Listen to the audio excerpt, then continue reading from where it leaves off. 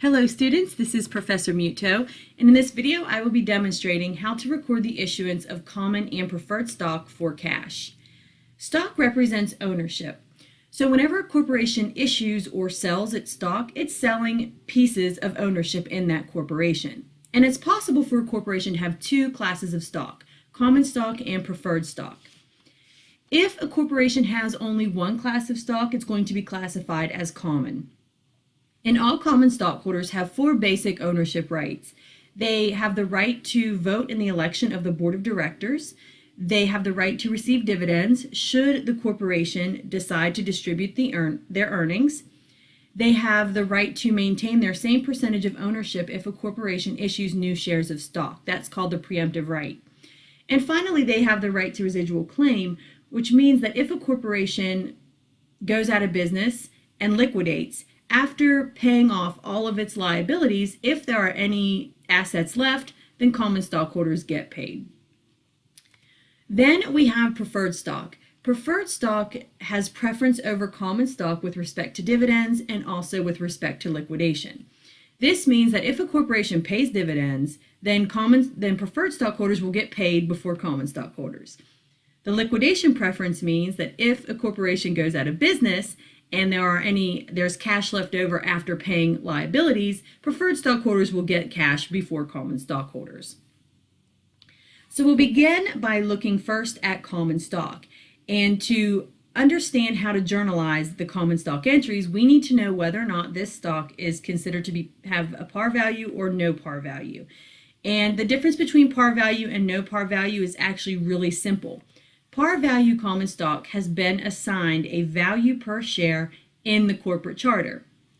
If there is not a value per share assigned in that corporate charter, then the stock is classified as no par value. No par value common stock is possible, though, to have a stated value. It's not required, but it's possible. And a stated value means that after the company was incorporated, the board of directors assigned a value per share. So we are going to go through all three of these examples whenever we are issuing common stock. What if it has a par value? What if it has no par value? What if it has no par value but it has a stated value? So let's begin with common stock that has a par value. Whenever you are recording the issuance of par value common stock for cash, you debit cash, number of shares sold, times the selling price per share. Then you're going to credit common stock for the number of shares sold times the par value per share. The difference between the selling price and the par value will go into an account called paid in capital in excess of par common stock. So let's go through an example with some numbers so that we can better understand how to journalize the issuance of common stock. So we have a company that issued 2,000 shares of $10 par value common stock for cash at $18 per share. So we're debiting cash for $36,000, which is the number of shares sold times that $18 selling price per share. We credit common stock for $20,000, which is the 2,000 shares sold times the $10 par value per share. So we are going to credit the paid in capital in excess of par value common stock account for $16,000, which is the difference between the $36,000 cash selling price and the $20,000 par value. Both common stock and paid in capital in excess of par value common stock are stockholders' equity accounts. So by crediting those two accounts, stockholders' equity goes up. And the offsetting increase in the accounting equation is an increase in assets of $36,000. No par value common stock is kind of a similar entry, but we have to deal with the fact that we don't have a par value. So what you're going to see when you have the issuance of no par value common stock for cash is a debit to cash and a credit to common stock for the same amount. The number of shares sold times the selling price per share. So if we have Donkey Corporation and they're issuing 3,000 shares of no par common stock for cash at $6 per share, you would have the following journal entry. You debit cash and you credit common stock for $18,000. 3,000 shares sold times the $6 selling price per share. Again, the effect of this transaction increases assets by $18,000 and increases equity by $18,000. This is similar in principle to the entry you made whenever an owner invested cash in the business of a sole proprietorship. Assets go up and equity goes up by the same amount. So what if this no par value common stock actually has a stated value? Well, this is going to look similar to the entry we did when the stock had par value.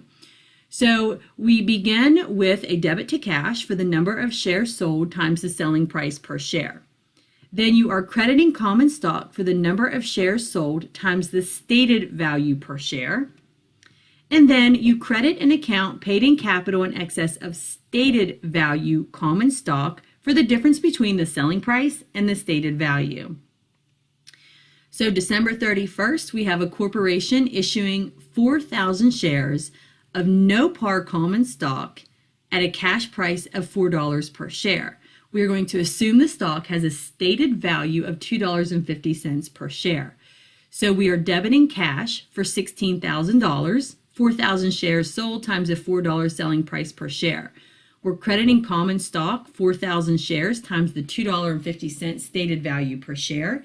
And the difference between the cash selling price of $16,000 and the stated value of $10,000 is $6,000, and that goes in the paid in capital in excess of stated value common stock account. Assets go up $16,000, stockholders' equity goes up $16,000. When we get to preferred stock, we are seeing the same things that we've already done for common stock, but we have to change our account titles because we need to make sure that we separate common stock from preferred stock. So whenever you're issuing preferred stock for cash, you're debiting cash, same way we did for common stock. Number of shares sold times the selling price per share. You are going to credit an account called preferred stock for the number of shares sold times the par value per share, and then the difference between the selling price per share and the par value goes into paid in capital in excess of par value preferred stock. So make sure you're very careful with the accounts that you're not using anything with common stock when you're issuing preferred. So we have Cora Incorporated issuing 5,000 shares of $100 par value preferred stock for cash at $130 per share. So our journal entry includes a debit to cash for $650,000, a credit to preferred stock for $500,000, and then a credit to paid in capital in excess of par preferred stock for the difference between the two, which is $150,000. Preferred stock and paid in capital in excess of par value preferred stock are both stockholders' equity accounts. So the effect of this journal entry is the same as the effect of issuing common stock. Assets go up and total stockholders' equity goes up.